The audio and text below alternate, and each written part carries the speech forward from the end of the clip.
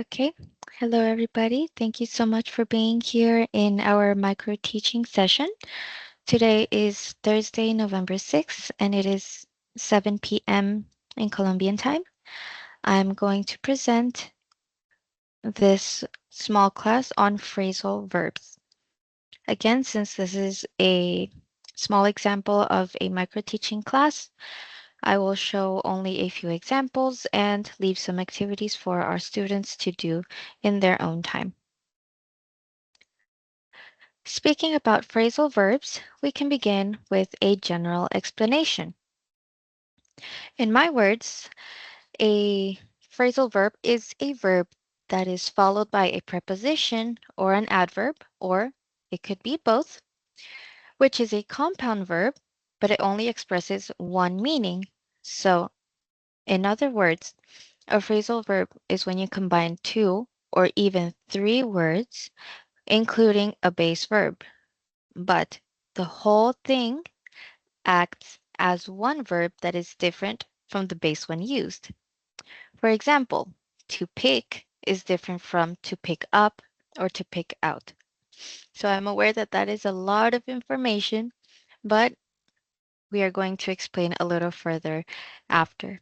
However, to make this first general explanation a little clearer, I will say that it is basically two or three words that all combine and make one phrase that means something completely different than the original word that you chose.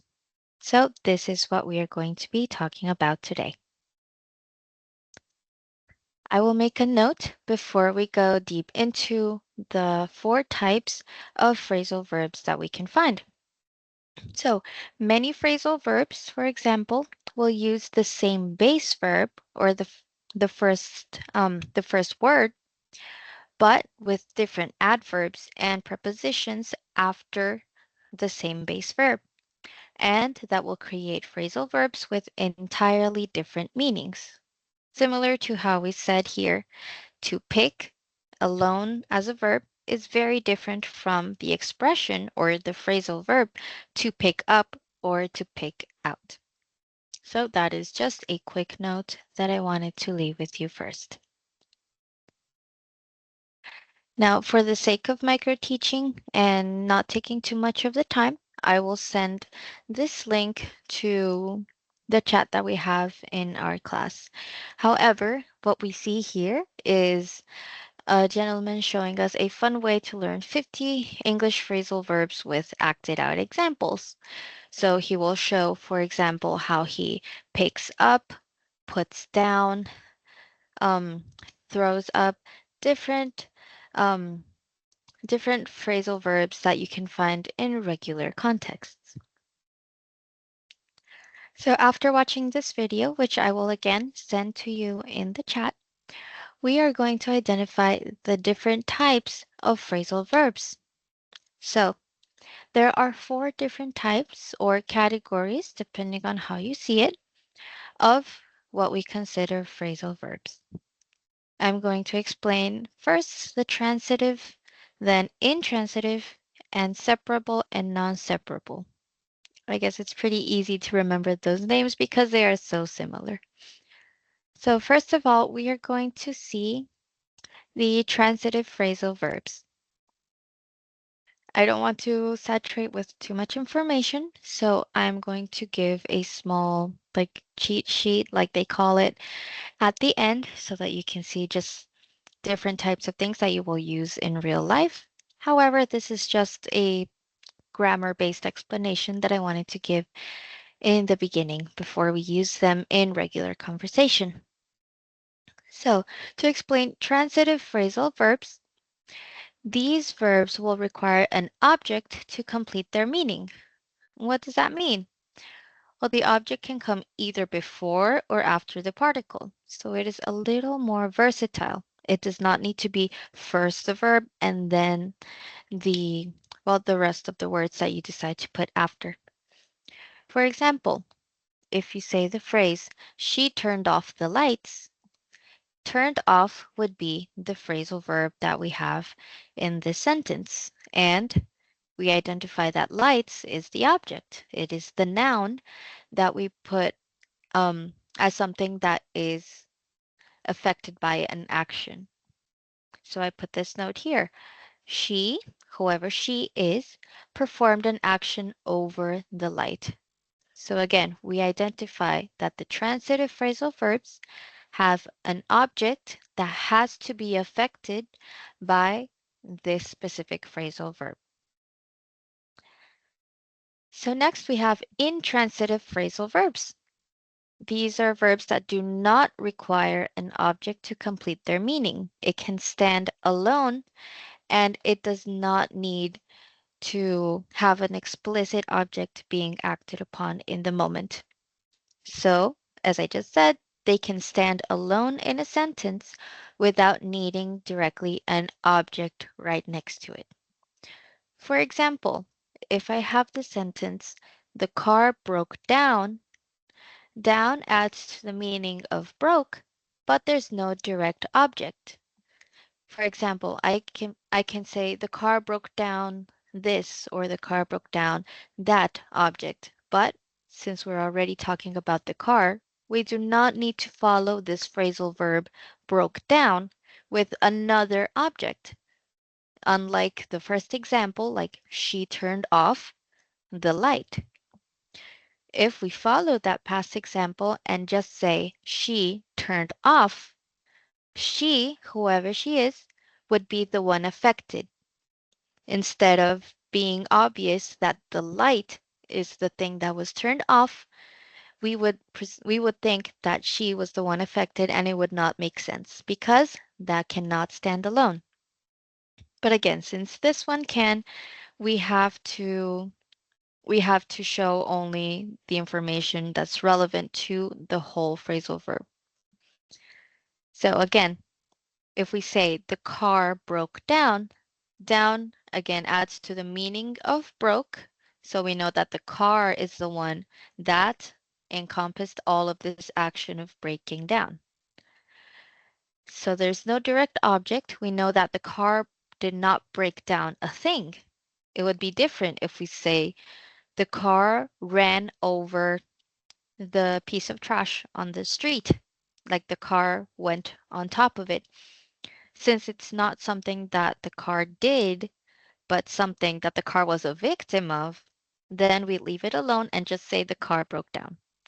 That thing, for example, if it were a transitive phrasal verb, would be the object. But again, once again, since the car is the one that got the action performed on it, it is not needed. So I'm rambling a lot on this specific type, but it is something I want to leave super clear so that we can see the difference between transitive and intransitive phrasal verbs. So now we go into a little bit of a simpler type of phrasal verb, and that is a separable phrasal verb. So these can be separated by their object. Similar, but obviously not completely the same. Similar to the intransitive ones, they do not necessarily require an object directly by it. These need it, but can be separated and don't need it to be like the next word right after the phrasal verb. So this object that it is affecting can either come between the verb and the particle or after the whole particle. For example, Andrew asked out Emma. This is valid, or we can say something with the same meaning, which would be Andrew asked Emma out. So here in this base sentence, we identify that the phrasal verb is to ask out. That means to ask somebody to go on a date with you. And even though in this second example, we separated asked and out, we still conserve the same meaning. We wouldn't have to look at the literal definition of each word depending on on the sentence structure, but we already know that the phrasal verb is to ask someone out. This can also be replaced by someone asked out someone else. It doesn't matter because we just know that they're separable and they are going to be relevant and and logical in their context. Now, for non-separable phrasal verbs, these cannot obviously be separated by their object. Unlike the example that we just saw before, this object must come after the particle and cannot be placed between the verb and the particle. For example, the verb and particle um, that we saw in this sentence. So since it has to come directly after, we see this example.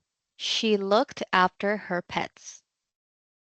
To look after is to take care of, to make sure that something or someone is kept an eye on so that nothing bad happens to them while, hypothetically, the person that's usually in charge is not there. So if we see she looked after her pets, you cannot say she looked her pets after. It would not be logical, and this whole sentence specifically would not make sense at all. If you say she looked her pets after, it is not obvious that look after is the phrasal verb that we are supposed to understand from this sentence. So that was our fourth type of phrasal verbs. And now we are going to see just a small chart of real examples that you will find in real conversations in English. This is a list that I personally made as a native speaker with all of the things that I think are most relevant to small talk or short conversations that you can find, especially in this um, intermediate English level.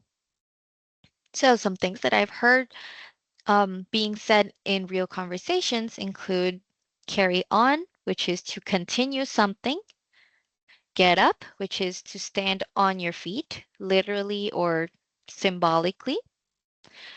To look for is to search. To look after, like we saw in the example before, is to take care of something or someone. Hold on is to wait a short time, although it could literally mean to hold on to an object, like holding onto a railing on a bus. This specific example means to wait a short time. To run out is to have none left. When you have like a bag of something and you eat all of the things in the bag and there's nothing left, it means that you have run out of that thing. When you wake up, like you wake up in the morning, this is pretty simple, just to stop sleeping. To go back is to return somewhere, to go to the place that you were before. To give up is to stop trying to do something specifically that you have probably done many times before. To hop on is to enter somewhere. Like you can hop on a call like you did on this call for this class, or you can hop on a train, transportation, a car, etc. Run away is to escape, like you want to run away from something symbolic or something literal. You can escape from something, or to pass out, which means to faint. Like you say, I'm so hungry, I think I'm going to pass out. This is the phrasal verb that you are going to use. So for our first activity, again, for the sake of this short class, I will give the time to do this after, but I will still present the activity as it would be in a longer session. So I have put this small activity, which is hopefully adapted to whichever way of completing your work you are more comfortable with and that you think is more effective for the ways in which you learn through virtual classes. So I'm asking to please write 2 sentences in the chat or on a piece of paper and then take a picture or send it to me for each example of the 4 types of phrasal verbs that we were learning. And these are actually the same examples that we saw in the ones that I gave you a phrase of, so it should be pretty easy. Just informally, I will remind you of the definition of each of these. The transitive phrasal verb that we saw, turn off, is to usually press a button or something similar that will make some device stop working. An intransitive phrasal verb, which is break down, means for something to stop functioning, very commonly talking about a car. So it doesn't have to be that. Breakdown can also mean for a person to break down crying, like they can't anymore and they burst. That also means to break down. It's a sadder example, but you can use either of the two. A separable example is to ask out, as I said, is to ask somebody to go on a date with you. And a non-separable phrasal verb, to look after. Again, to just watch something so it is unharmed. So this is the first activity that again you can complete in whichever form you think is better for your style of learning. And this is a final activity that I will also send in the chat for you to complete after, which would include just different questions and fill in the blanks activities about about the phrasal verb that you think would be better for each example. Thank you very much. If you have any questions, please let me know. Or if you want to ask me later in the chat individually, I have no problem and I will answer whenever. Again, thank you so much for being in this micro teaching session, and I will see you next time. Okay, teacher, the information is clear. Thank you very much. Thank you very much. Thank you, Francie. Thank you, Alila, for being here. I will see you next time.